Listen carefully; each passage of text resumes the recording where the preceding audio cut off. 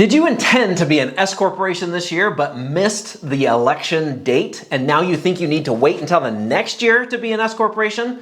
Well, I might have some good news for you. As we go through this video, I'll explain how you can make what's called a late S election and still be treated as an S Corp for the year, even though you missed the election deadline.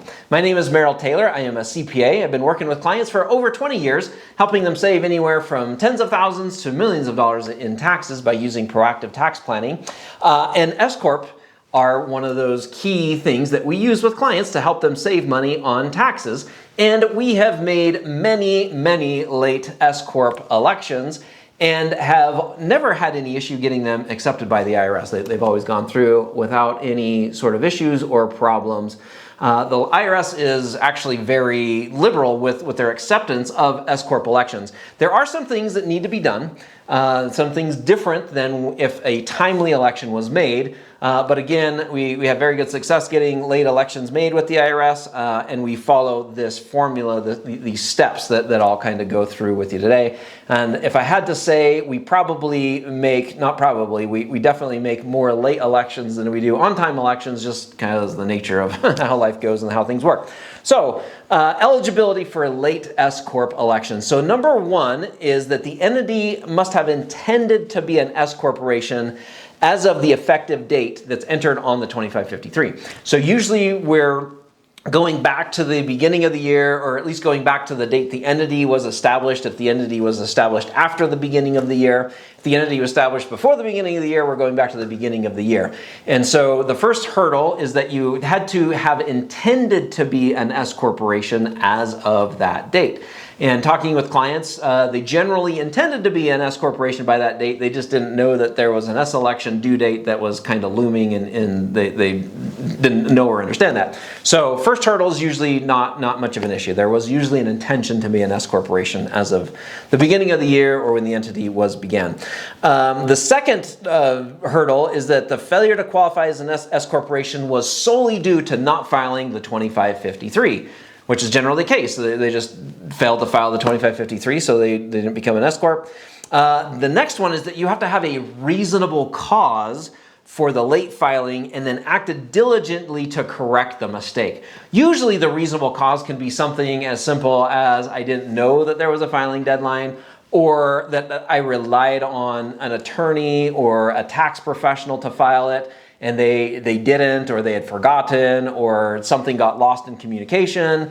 That usually happens for a long time. I usually blamed it on attorneys and said we thought the attorney filed it and they didn't, and the IRS was fine with that because they probably don't like attorneys. I don't know. And then the next hurdle is that all shareholders have consistently reported income on their personal returns, consistent with the S Corp election, which, if you're still in the first year, then your S Corp wouldn't be due till the next year, so that hurdle is easily met because you wouldn't be reporting your information consistent with an S Corp until the following tax year, so that's not an issue.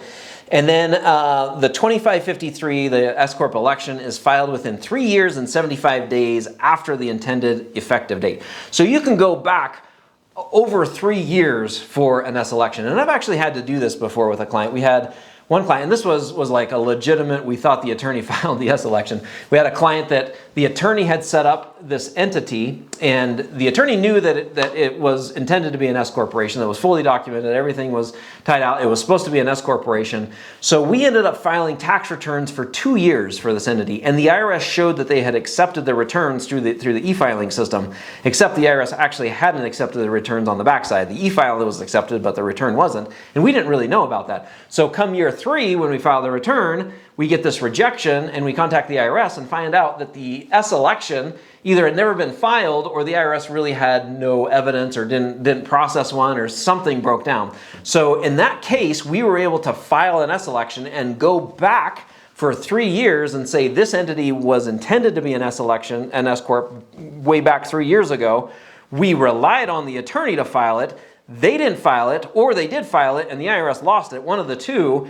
And then we filed that, and the IRS accepted the S election, and they've been an S corporation ever since, and we haven't had any issues going back that far. So it is not uncommon, unfortunately, for the IRS at some future date to come and say, hey, this is not an S corporation, even though you've been filing S corp returns for a couple of years.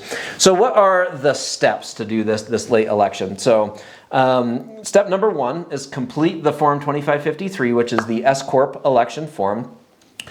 You complete that as if you're going to file it on time. Then you'll put some additional information. There is a section in there, part 1, line 1, has a reasonable cause. That's where you'd put the reasonable cause. You'd say, this entity intended to be an S corporation as of the effective date listed above. The reason it didn't qualify was because Form 2553 was not filed. We were unaware of the filing, or we relied on a professional to file it and it didn't get filed. All returns have been filed consistent with the S-Corp election. You put that type of language on there, and when the IRS reads that, they'll generally will accept the S election. Like I said, we really have pretty good acceptance rates of getting those accepted by putting that in there. All shareholders have to sign that election. On page 2, there's a place for all shareholders to sign. At the top of the form, you put filed pursuant to Rev Proc 2013-30. That's put at the top of the form because Rev Proc 2013-30 gives the late S election relief. It allows you to file it late, and when the IRS sees that filed pursuant to Rev Proc 2013-30 and then the reasonable cause exception, then that is what allows them to process that as a late S election. And then once you have that all filled out, reasonable cause, everything signed, then you mail or fax, we like to fax, the election to the IRS, and then they'll process that and should accept it as an S-Corp. So that's the process of going through that. If you would like more tax updates, then make sure to subscribe to our channel. And if you go to taxtutor.com, you can subscribe to our weekly newsletter where we send out weekly tax updates.